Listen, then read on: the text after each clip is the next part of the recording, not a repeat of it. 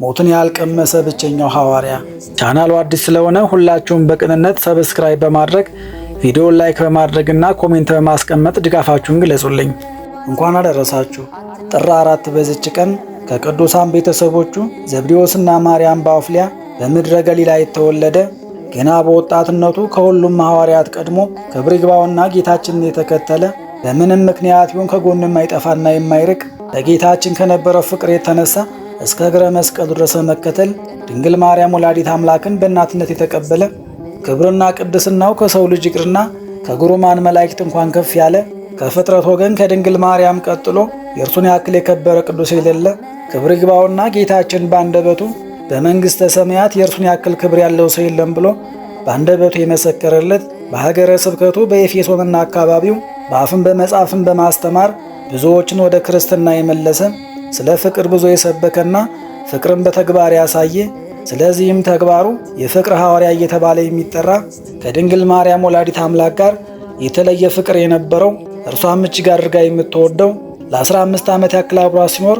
ለማንም ያልተገለጠ ብዙ ምስጢር የተገለጠለት ስለ ድንግል ማርያምም ነገረ ማርያምና የሰኔ ጎልጎታ የተባሉ ድርሰቶችን የጻፈ ከሁሉም ሐዋርያት በተለየ ሞትን ያልቀመሰ ወንጌልን ለማስተማር በሄደባቸው ቦታዎች ሁሉ ብዙ ስቃይና መከራ የበዛበት በዘመኑ ሁሉ እግዚአብሔርን ደስ አሰኝቶና አገልግሎ በ90 ዓመቱ በዚች ቀን የተሰወረና ዛሬ ያለበትን ቦታ ከፈጣሪ ውጭ የሚያውቅ የሌለ የከበረ ቅዱስ ወንጌልን የዮሐንስ መልእክትና ራእይን የጻፈ ወንጌላዊ ሐዋርያ ያለ ደም መፍሰስ ሰማዕት የሆነ አቡ ቀለምሲስ ምስጢራትን ያየ ታኦሎጎስ ነባቤ መለኮት ወልደ ነጎድጓድ ደቀ መለኮት ወምስጢር ፍቁረ እግዚእ ርዕሰ ደናግል ቁጽረ ገጽ ከጌታ ጎን የሚቀመጥ ንስር ወሰራሪ ልዑለ ስብከት ምድራዊ መልአክ አምደ ብርሃን ሐዋርያ ትንቢት ቀርነ ቤተ ክርስቲያንና ኮከበ ከዋክብት እየተባለ የሚጠራ ስም አጠራሩ ከፍ ከፍ ያለና የከበረ ከ12ቱ ሐዋርያት አንዱ ቅዱስ ዮሐንስ ወንጌላዊ በዚች ቀን በዓለ ፍልሰቱ ይታሰባል። ባናርዶስ ጻድቅ ዘደብረ ቢዘን፣ ቅዱስ ጊዮርጊስና ቅድስት ማርቲናም በዚች ቀን ዓመታዊ በዓላቸው ይታሰባል። ቅዱስ እንድርያስ ሐዋርያ፣ ቅድስት ሶፊያ ሰማዕትና ቅዱስ ዮሐንስ ዘአራቅሊ ደግሞ ወርኃዊ በዓላቸው ይታሰባል። ለእግዚአብሔር ክብር ምስጋና ይሁን። እኛም ቅዱሳኑን አክብረን በስማቸው ምግባር ትሩፋት ፈጽመን በረከታቸው እንድንሳተፍ አምላከ ቅዱሳን ይርዳን። ስንክሳር ዘወርኃ ጥር 4 አንድ አምላክ በሆነ በአብ በወልድ በመንፈስ ቅዱስም ጥር 4 በዚች ቀን የክብር ባለቤት ጌታችን ኢየሱስ ክርስቶስ የሚወደው የከበረና የተመሰገነ ወንጌልን የጻፈ የሐዋርያው ቅዱስ ዮሐንስ የፍልሰቱ መታሰቢያ ሆነ። ለዚህም ቅዱስ ወደ እስያ ሀገር ይሄድ ዘንድ ዕጣው በወጣ ጊዜ እጅግ አዝኖ አለቀሰ።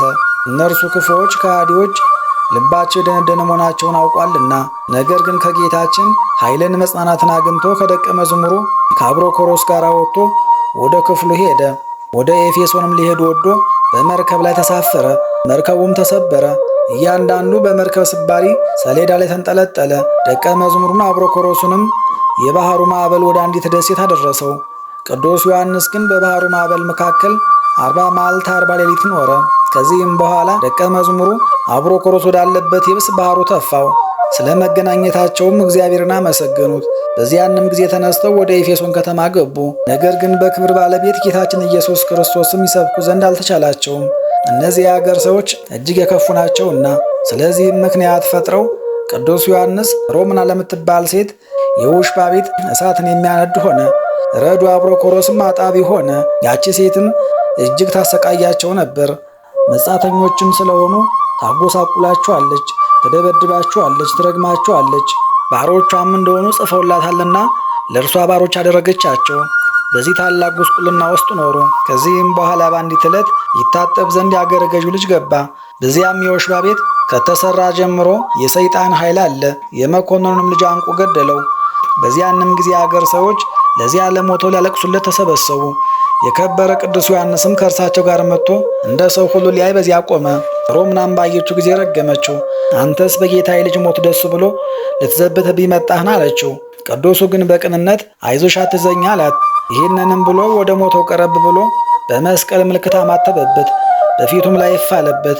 በዚያንም ጊዜ ያ የሞተው ልጅ ድኖ ተነሳ። የአገሩ ሰዎችም ደነገጡ። ሮምናም ወዮልኝ፣ እግዚአብሔር የሚሉት አምላክ አንተ ነህን አለች። እርሱም አይደለሁም እኔ አገልጋይ ሐዋርያ ነኝ እንጂ አላት። በእርሱ ላይም የሰራችውን በደል ሁሉ ይቅር ይላት ዘንድ መሪር ልቅሶ በማልቀስ ሐዋርያትን ለመነቻቸው። እነርሱም አረጋጓት፣ አጽናኗትም። ከሀገሩ ሰዎችም ብዙዎቹ በክብር ባለቤት በጌታችን ኢየሱስ ክርስቶስ አመኑ። የክርስትና ጥምቀትንም አጠመቃቸው። በፊታቸውም ብዙዎች የሆኑ ድንቆች ታምራትን አደረገ።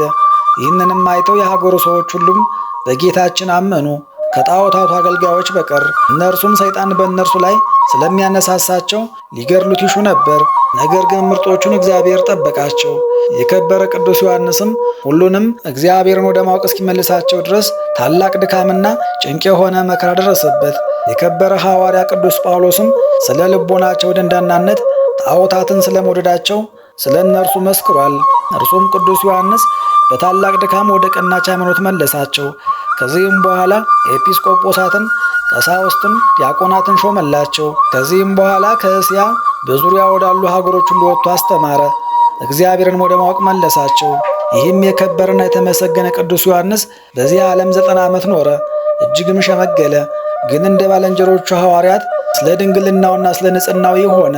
ሁሉም በክብር ይስተካከሉ ዘንድ እርሱም ወንጌልን፣ ቀለምሲስ የሚባለውን ራእይ፣ 3 መልእክታትን የጻፈ ነው። እራት ሲበሉ በጌታ ኢየሱስ አጠገብ የተቀመጠና አቤቱ የሚያስይዝ ማን ነው ያለው ይህ እርሱ ነው። ጌታችንን በተሰቀለ ጊዜ ከእመቤታችን ቅድስት ድንግል ማርያም ጋር በመስቀሉ አጠገብ የቆመ እናቱንም እነሆ ልጅሽ አላት። እርሱን ደቀ መዝሙሩንም እነኋት እናትህ ያለው ነው። ቅዱስ ጴጥሮስም እርሱን ሲከተለው ባየው ጊዜ ስለ እርሱ ጌታ ኢየሱስን ይህስ እንዴት ይሆናል ብሎ የተናገረ። ጌታ ኢየሱስም እስክመጣ ድረስ ይኖር ዘንድ ከወደድኩ አንተ ምን አለህ? አንተ ግን ተከተለኝ ያለው ይህ ነው። የተመሰገነ ቅዱስ ዮሐንስም ከዚህ ዓለም የሚወጣበት ሰዓት እንደቀረበ ባወቀ ጊዜ ሕዝቡን ጠራቸው። ጸሎትንም ጸለየና ኅብስቱን ባርኮ ቆረሰ። ይህም የጌታችን ሥጋውና ደሙን ሰጣቸው። በቀናች ሃይማኖትም እንዲጸኑ አዘዛቸው። ባረካቸው፣ አጽናናቸውም። ከዚህም በኋላ ደቀ መዝሙሩ አብሮኮሮስን ከወንድሞችም ሌሎች 2 መቆፈሪያ ይዘው ይከተሉ ዘንድ አዘዘ። ከኤፌሶን ከተማ ውጭም ወጣ። ጉድጓድ እንዲቆፍሩም አዘዘ። ከውስጧም ወርዶ ቆመ። ልብሱንም አስወገደ። ከአንድ የበፍታ ቀሚስ በቀር አላስቀረም።